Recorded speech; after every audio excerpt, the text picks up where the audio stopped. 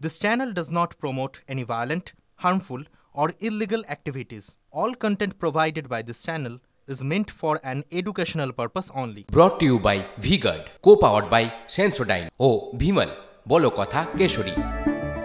Associate sponsor Ultratech Cement।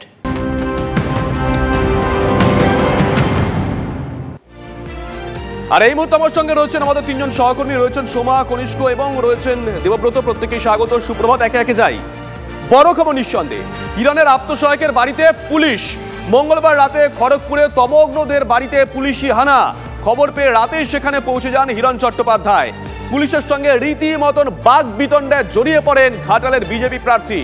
ছবিটা একবার দেখাই, তারপরে আসবো। ছবিটা দেখুন। আমি ঘাটাল লোকসভার প্রার্থী। আমার সেক্রেটারিকে তার মা অসুস্থ, হার্টের পেশেন্ট একজন মা, তার বাড়িতে রাত 3:30টার সময় এসে পুলিশ তদন্ত করতে এসেছে। তদন্তের কোনো কাগজ দেখাচ্ছে না, কিন্তু পুলিশ তদন্তের কোনো কাগজ পুলিশ দেখাচ্ছে না। একদল পুলিশ যেন মনে হচ্ছে পাকিস্তান থেকে টেরোরিস্ট এসছে। দেবব্রত আমাদের সঙ্গে রয়েছেন, আমাদের সহকর্মী। দেবব্রত, আমরা তো শুনলাম হিরণ কি দাবি করলেন, কিন্তু পুলিশ গেছিল কেন, কি কারণে? পুলিশ গিয়েছিল কেন তার নির্দিষ্ট বা সঠিক কোনো উত্তর কিন্তু এখনো নেই। কারণ খড়গপুরে তালবাগিচা এলাকায় হিরণের যে পিএ, তার বাড়ি, তবকদের বাড়ি, কিন্তু ওখানে এসেছিল হিরণের দাবি যে ঘাটাল থানার পুলিশ। খড়গপুর লোকাল থানা রয়েছে, খড়গপুর টাউন থানা রয়েছে, খড়গপুর টাউন থানার অন্তর্গত তার বাড়ি, কিন্তু এসেছে ঘাটাল থানার পুলিশ।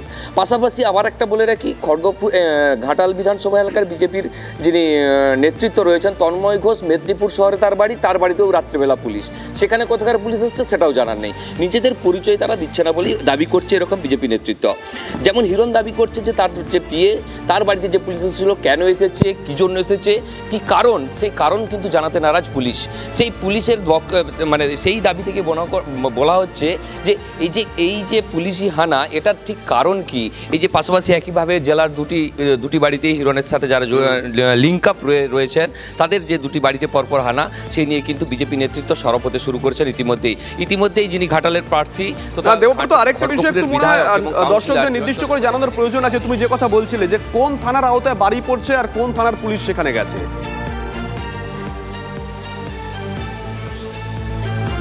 একদমই খড়গপুর টাউন থানার অন্তর্গত তালবাগিচা এলাকায় হিরণের যে পিএ, তমগ্নদের বাড়ি, কিন্তু সেখানে হিরণের দাবি যে ঘাটাল থানার পুলিশ এসেছে।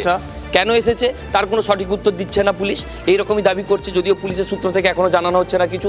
পাশাপাশি মেদিনীপুর শহরে ঘাটাল বিজেপির জেলার সাধারণ সম্পাদক তন্ময় ঘোষের বাড়ি, তার বাড়িতে রাত্রি 1:30 নাগাদ পুলিশ ঢুকেছে, কিন্তু কেন ঢুকেছে তার কোনো নির্দিষ্ট মানে এখনো পর্যন্ত জেলা পুলিশের মুখ খোলেনি। আসবো তোমার কাছে, তবে তার আগে হিরণ ঠিক কি বলেছেন শোনাই একবার।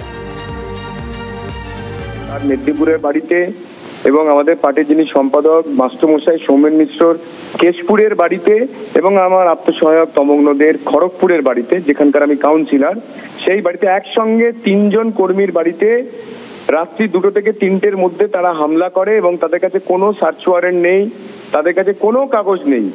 আমি পৌঁছে গেছিলাম 5 মিনিটের মধ্যে। পুলিশ হয়তো ভেবেছিল, যেহেতু আমি গতকাল ঘাটালেতে প্রচারে গিয়েছিলাম, তারা ভেবেছিল হয়তো আমি দাসপুর বাজারের যে বাড়িটায় থাকি গত 2 মাস ধরে, আমি তো সেই বাড়িতেই আছি। এবং এই যে হ্যারাসমেন্ট, শুভেন্দুবাবুর বাড়িতে আক্রমণ, সকালবেলা আমি আমরাকুচিতে ছিলাম কেশপুরে, সেখানে আক্রমণ হারমাত বাহিনী, ঝাটলাতে ছিলাম আমি, সেখানে আমাকে আক্রমণ, আমি সবঙ্গের ভেমুয়াতে ছিলাম, সেখানে আক্রমণ, লাগাতার আক্রমণ করে চলেছে, হয় হারমাত বাহিনী নালে পুলিশ।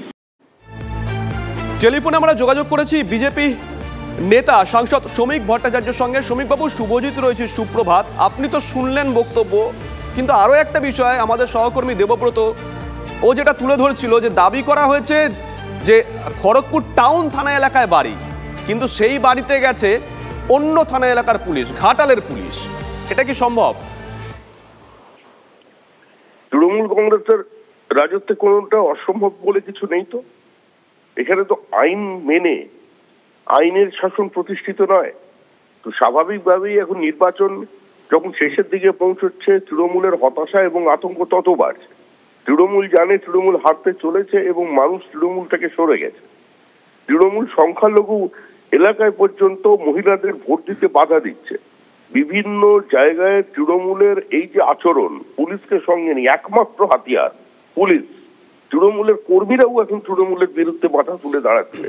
অনেককে প্রকাশ্যে দেখতে পাচ্ছেন না, অদূর ভবিষ্যতে প্রকাশ্যে দেখতে পাবেন যে যারা প্রকৃত অর্থেই তৃণমূল করেছিলেন, যারা এই দলটাকে সমর্থন করেছিলেন, মমতা বন্দ্যোপাধ্যায় যখন একা হয়ে গিয়েছিলেন, যারা তাকে ছেড়ে চলে যাননি, হামরক্ত দিয়ে এই দলটিকে প্রাসঙ্গিক রেখেছিলেন, কার্যত তারা এখন হতাশ, তারাও সরছে। তো সেই জন্য তৃণমূল কংগ্রেস এটা শুরু করেছে। কোর্টের অর্ডার কমপ্লাই করছে না। কাল শুভেন্দু অধিকারীর প্রেমিসে যেভাবে পুলিশ ঢুকেছে, এটা ঢুকতে পারে? আজকে তিনি হাইকোর্টে যাচ্ছেন। এখন পশ্চিমবঙ্গের প্রত্যেক ঘটনাতে তখন কোর্টে যেতে হয়। একটা আপনারা এটা নিয়ে কোর্টে যাবেন কি? অবশ্যই আমরা আজকে খতিয়ে দেখছি। আমাদের যারা ল সেলের মানুষজন আছেন তারা বিষয়টা দেখছে। এটা আমরা ছেড়ে দেবো না, কতদিন চলবে এইরকম। ধন্যবাদ শ্রমিক বাবু। দেবব্রতর কাছে আরো একবার যাই। দেবব্রত, জেলা পুলিশ এখনো পর্যন্ত মুখ খুলেছে, মানে এটা তো রেয়ার না, একটা থানা এলাকায় বাড়ি, অন্য থানার পুলিশ গেল, কি কারণে গেল এখনো পর্যন্ত পরিষ্কার সেই থানা থেকে করা হয়নি। জেলা পুলিশ না, দেখো, জেলা পুলিশের সাথে আমরা যোগাযোগ করার চেষ্টা করেছি, কিন্তু জেলা পুলিশের পক্ষ থেকে এখনো কোনো সদুত্তর মেলেনি। আমরা বারে চেষ্টা করব জেলা পুলিশের সাথে যোগাযোগ করার, যে কেন এইভাবে একই রাতে বা কোন থানার পুলিশ কি কারণে গেছে সেটার সূত্র মারফত যদি কোনোভাবে আমরা জানতে পারি সেই তথ্যটা জানানোর চেষ্টা করবো এবং তখনই দর্শকদের জানাতে পারবো। কিন্তু পুলিশের এরকম আচরণে কিন্তু ইতিমধ্যে বিজেপি নেতৃত্ব সরব হতে শুরু করেছে। শুভজিৎ, ধন্যবাদ Debabrata. Brought to you by V-Guard, co-powered by Sensodyne ও ভিমল বলো কথা কেশরী। Associate sponsor UltraTech cement.